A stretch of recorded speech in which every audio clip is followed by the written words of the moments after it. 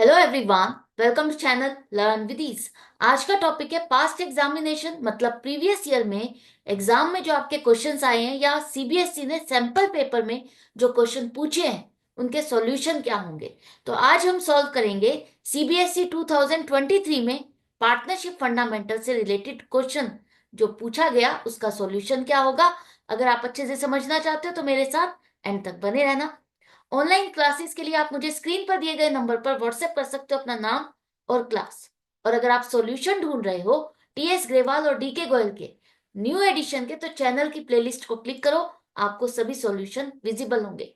Community section पर click करने पर आपको एमसीक्यूज मिलेंगे क्विज की फॉर्मेट में, और एमसीक्यूज के सॉल्यूशन से शॉर्ट्स में। तो बहुत कुछ है चैनल पर, विजिट द चैनल। अच्छा लगे तो शेयर और सब्सक्राइब जरूर करना। क्वेश्चन में कहा है कि दो पार्टनर है ए और बी, दोनों की प्रॉफिट शेयरिंग रेशियो है 7:3। इनकी फिक्स्ड कैपिटल दी है आपको 9 लाख और 4 लाख। अब फिक्स्ड कैपिटल लिखा है, इसका मतलब ये फर्म फिक्स्ड कैपिटल मेथड को फॉलो करती है। पार्टनरशिप डीड के according interest on capital 10% per annum. ए को सैलरी 50,000 पर ईयर और बी को सैलरी 3,000 पर मंथ के हिसाब से आपको देनी है। प्रॉफिट जो आपको पूरे साल का हुआ वो 2,78,000 का है, जो कि आपने पार्टनरशिप डीड के अकॉर्डिंग इंटरेस्ट ऑन कैपिटल और सैलरी दिए बिना ही बांट दिया। अब ये जो गलती की है इसको आपको रेक्टिफाई करनी है एक एडजस्टमेंट एंट्री के थ्रू। मतलब बुक्स को आप पीछे जा करके कटिंग नहीं कर सकते, ओपन नहीं कर सकते, दोबारा से रिकॉर्ड नहीं कर सकते। तो उन सभी चीजों को बिना कटिंग करे आगे जाकर के आप इसे कैसे रेक्टिफाई करोगे, समझो। सबसे पहले आपका जो प्रॉफिट था 2,78,000, ये आपने सीधा सीधा बांट दिया किस रेशो में, 7:3। ये प्रॉफिट इन दोनों के अकाउंट में आपने क्रेडिट किया इतनी इतनी अमाउंट से। अब ये रॉन्ग डिस्ट्रीब्यूशन है। अगर ये रॉन्ग डिस्ट्रीब्यूशन है, अगर ये जो प्रॉफिट है हम इनसे वापस ले लेते हैं, ये तो गलत बांट दिया, इनसे ये प्रॉफिट वापस ले लेते हैं, तो क्या होगा। हम कर नहीं रहे हैं, इनकी बुक्स में हम एंट्री नहीं कर रहे, हम सोच रहे हैं अगर हम ये प्रॉफिट जो हमने गलत बांट दिया है, अगर इसको वापस लिया जाएगा तो क्या होगा। इनके अकाउंट को आप डेबिट करोगे। जो चीज दी थी अगर वापस लोगे तो इनके अकाउंट को आप डेबिट करोगे।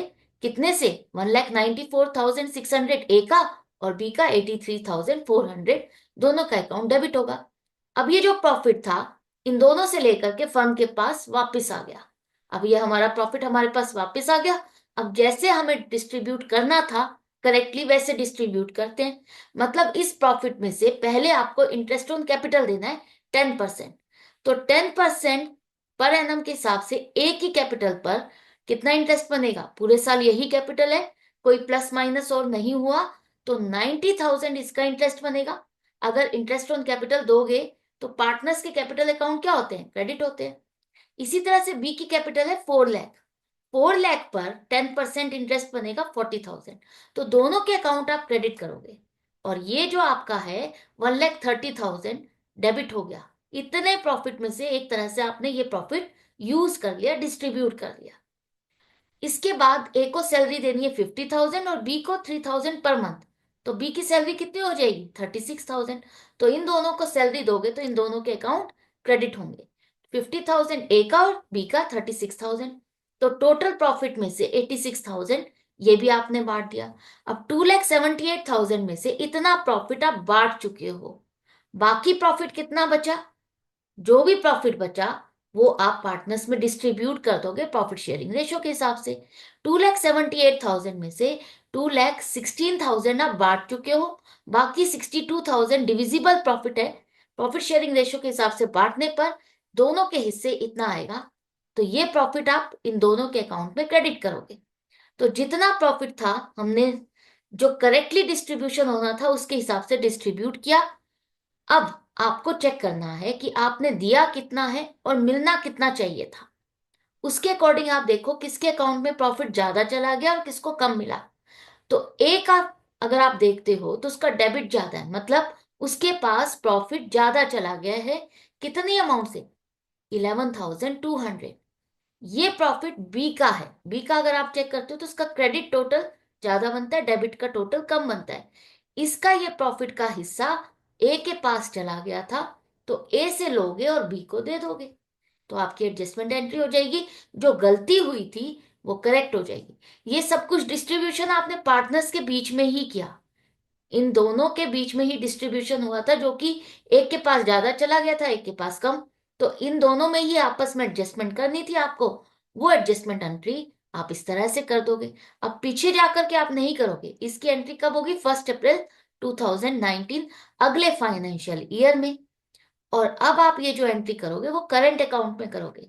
जब भी फिक्स्ड कैपिटल मेथड होता है तो आप ड्यूरिंग द ईयर जो भी आपको एंट्री करनी है वो करंट अकाउंट में करते हो। तो ए से पैसा लेना है तो ए के करंट अकाउंट को डेबिट करो, और बी को देना है तो बी के करंट अकाउंट को क्रेडिट करोगे। 11,200। ये याद रखना कि दोनों अमाउंट सेम आनी चाहिए, जितना जिससे लेना है उतना दूसरे को देना है। अगर अलग अलग आ रही है, इट मीन्स आपने कहीं ना कहीं कैलकुलेशन मिस्टेक की है। तो ये था क्वेश्चन, आई होप आपको समझ में आ गए।